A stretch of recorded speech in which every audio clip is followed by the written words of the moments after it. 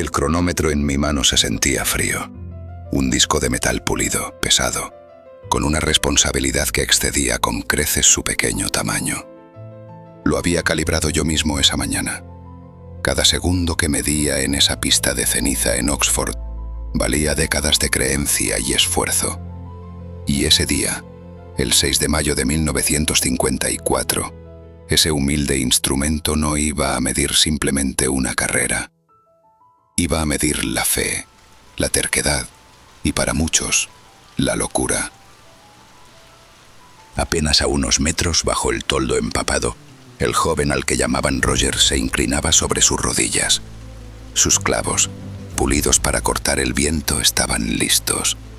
No parecía un atleta, parecía un estudiante de medicina, que es exactamente lo que era.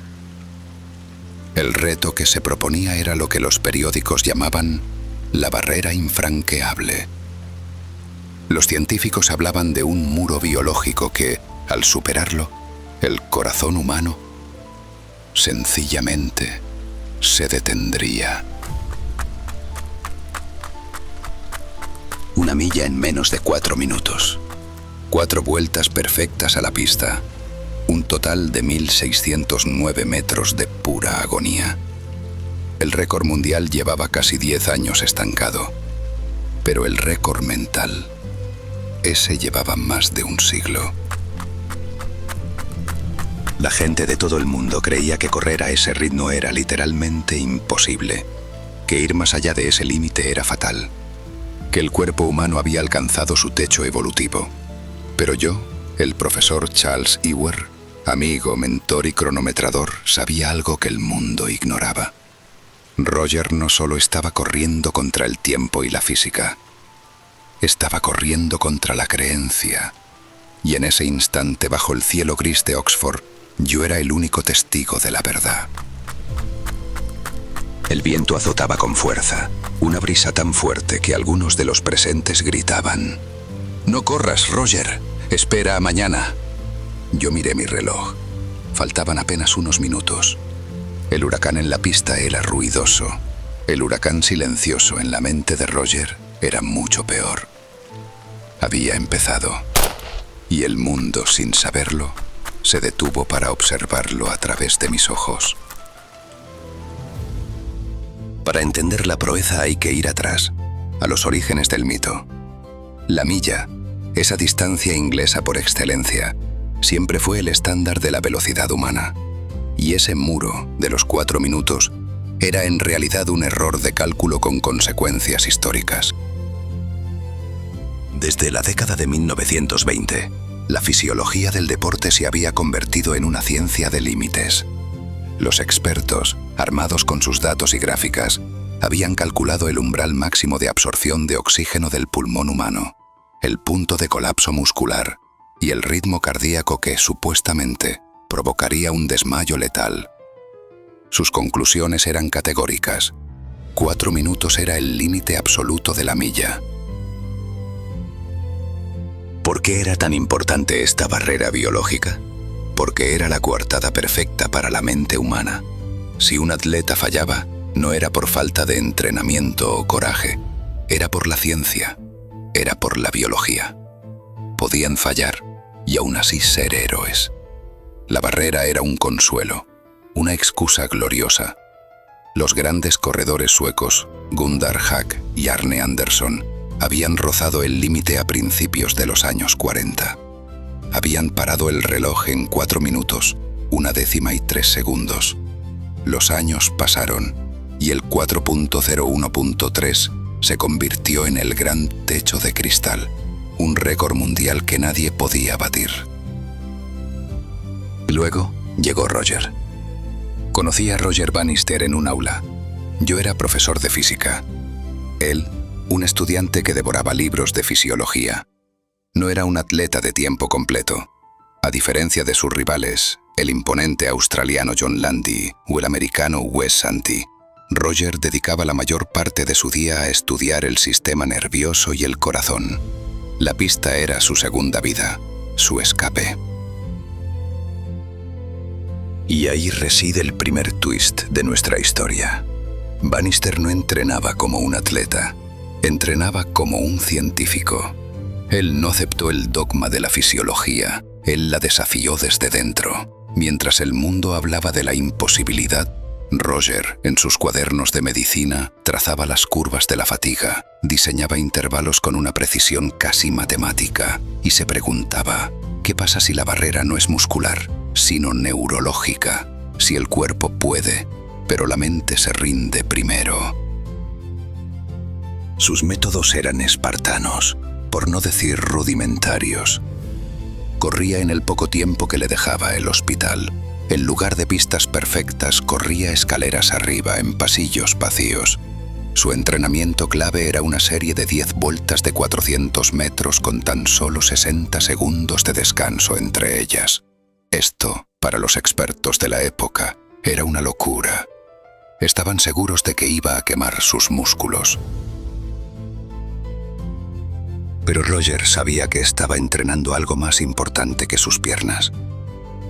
Estaba entrenando la capacidad de su cuerpo para empujar el botón de pánico del dolor, para convencer a su cerebro de que el colapso no era inminente, que el corazón podía soportarlo. Estaba reescribiendo la respuesta neurológica a la agonía. Y así, en los meses previos, mientras John Landy se acercaba peligrosamente al récord en Australia, Roger no competía con él. Competía consigo mismo, en silencio y solo en mi presencia.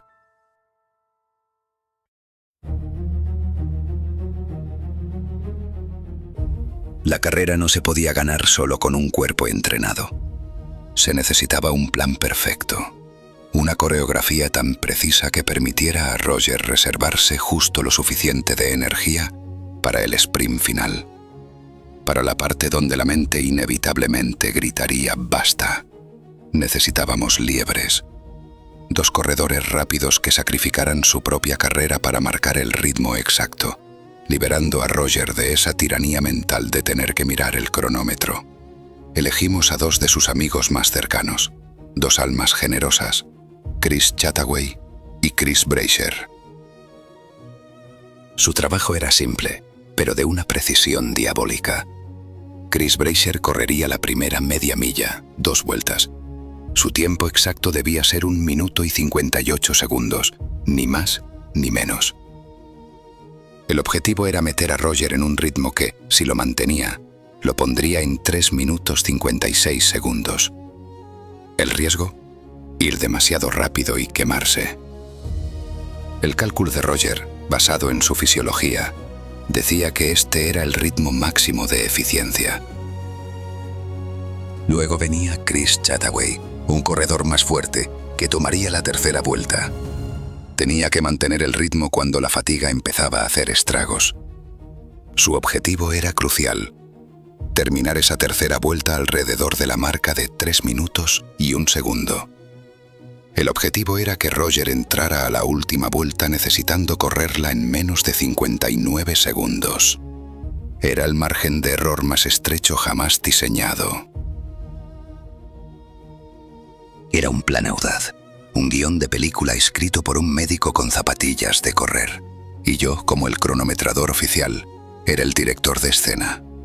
Mi trabajo, asegurarme de que el plan se ejecutara sin desviaciones.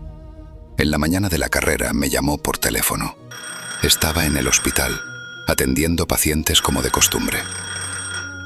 «Profesor, el viento es terrible, ¿qué piensa?», me dijo.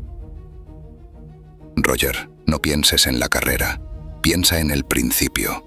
Recuerda el plan», le repliqué. La tensión era insoportable. Si el viento era demasiado fuerte, el esfuerzo de la primera vuelta se duplicaría y el plan se iría al traste. Había que esperar un milagro. Y el milagro llegó. Justo antes del pistoletazo, las nubes se abrieron un poco. El viento amainó. El tiempo era horrible, frío, pero la pista se hizo, por un instante, transitable. Los dioses del atletismo le habían dado una ventana de 5 minutos. La carrera comenzó. El pistoletazo me sacó de mis pensamientos. Mis ojos se fijaron en la figura de Chris Brasher, nuestra primera liebre. Tenía que ser perfecto. Corren. La primera vuelta. Roger va pegado a Brasher. Demasiado rápido, pienso. ¿Se quemarán? Mi cronómetro hace clic. 57.5 segundos. Perfecto. Un comienzo rápido para meterse en el ritmo. El plan funciona. La segunda vuelta. El ritmo se mantiene increíblemente constante. Brasher está sintiendo la agonía. Se está sacrificando por el plan, llevándose el peso del viento. Mi cronómetro clic de nuevo. 1 minuto y 58.2 segundos. ¡Increíble! Hemos completado la mitad de la carrera. Roger estaba exactamente donde debía. A partir de aquí, el verdadero rival no sería Landi ni Santi. Sería la ciencia, la biología, la voz en su cabeza. Brasher colapsa a un lado. Su misión cumplida. Ahora es el turno de Chris Chataway. La tercera vuelta es la más temida, la del Valle de la Muerte. El ácido láctico se acumula y el cerebro ordena el alto total. El plan era empujar hasta los 3 minutos, mantener el ritmo a toda costa. Chataway empuja, Roger con él. Mis ojos están fijos en la marca de los 3 minutos. Chataway cruza. 3 minutos y 0,4 segundos, una maravilla. 1,5 segundos mejor de lo que planeamos. Roger está en un lugar inmejorable para el intento final. Y luego, la explosión. Chataway se agota, cayendo a un lado. Roger está solo. 400 metros para la historia. Él sabe que tiene que correr esa vuelta en menos de 59 segundos. Yo sé que debe correr en menos de 59 segundos. Se lanza. Es un sprint brutal y desgarbado. Ya no corre con la técnica, corre con la voluntad. Su rostro, que antes era el de un estudiante de medicina, es ahora el de un hombre en guerra con su propia carne. Sus piernas parecen de plomo. Y entonces ocurre el twist de la carrera que solo yo, el cronometrador, podía entender. Roger no mira hacia la meta, mira hacia el cronómetro mental que él mismo ha diseñado. Él está en el momento cumbre de su experimento.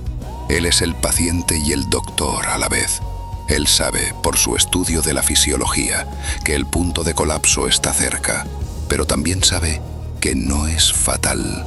Y esa es la diferencia. Los últimos 100 metros son de una agonía inhumana. Él no solo rompe el viento, rompe el dolor. Cruza la cinta. Hice clic en el cronómetro con el dedo tembloroso.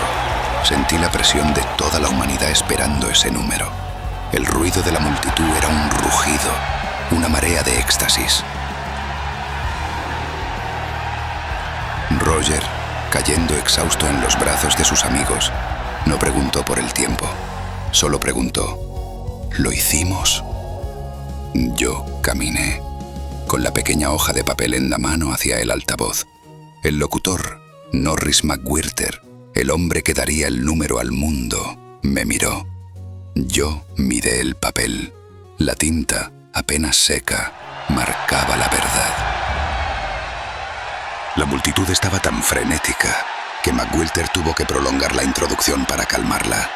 Damas y caballeros, aquí está el resultado del evento número 9. El ganador, con el número 41, Roger G. Bannister. Un tiempo que es un nuevo récord. El tiempo fue de... Hizo una pausa. A propósito. 3 minutos.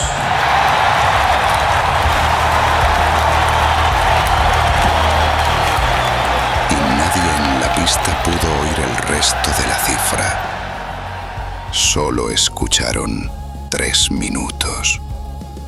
La multitud, que había creído la ciencia, que había temido lo imposible, sabía lo que eso significaba. El miedo había desaparecido. El tiempo completo fue 3 minutos 59.4 segundos. El twist final de la historia no sucedió ese día. Sucedió en los meses que siguieron. Apenas 46 días después, su gran rival, John Landy, rompió la marca. Luego, a finales de año, otros atletas lo hicieron. La barrera de los 4 minutos, que había permanecido inamovible durante una década de ciencia y fracaso, se desmoronó por completo. ¿Por qué? Porque el muro nunca fue físico.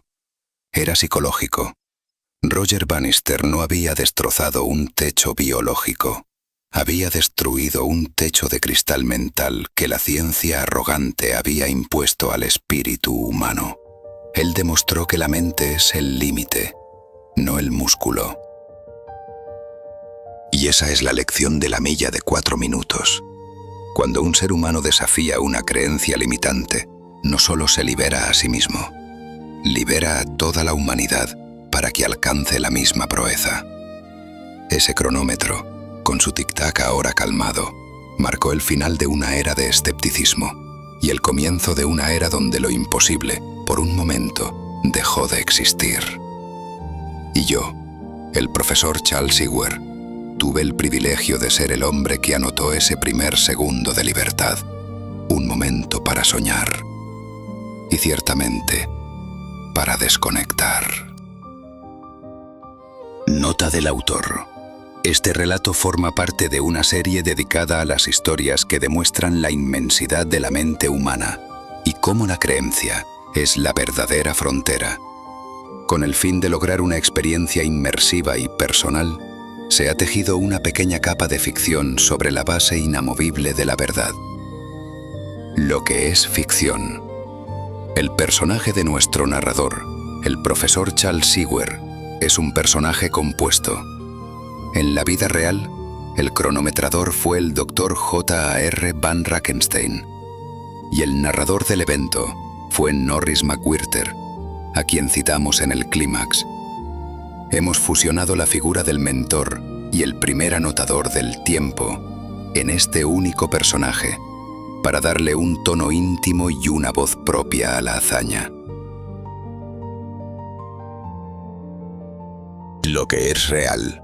El corazón de la historia es 100% auténtico. Roger Bannister era un estudiante de medicina. El muro de los 4 minutos era un dogma biológico impuesto por la ciencia de la época. El récord mundial de 4 minutos y 1 segundo y 3 décimas era el techo de cristal. Y sus liebres fueron, en efecto, sus amigos Chris Brasher y Chris Chataway, quienes ejecutaron la estrategia con precisión diabólica. Y sí, el viento amainó justo antes del disparo. La milla de 4 minutos no solo fue un récord deportivo, sino un récord psicológico. Una vez que se demostró que el cuerpo podía lograrlo, la barrera se rompió varias veces en los meses siguientes.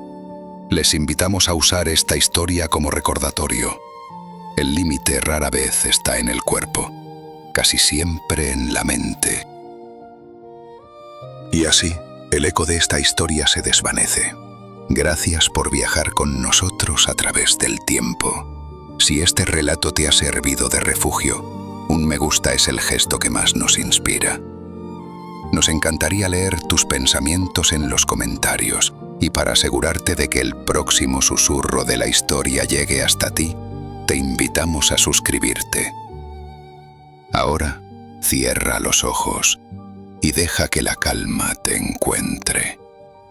Te deseamos un profundo y reparador descanso. Hasta el próximo susurro.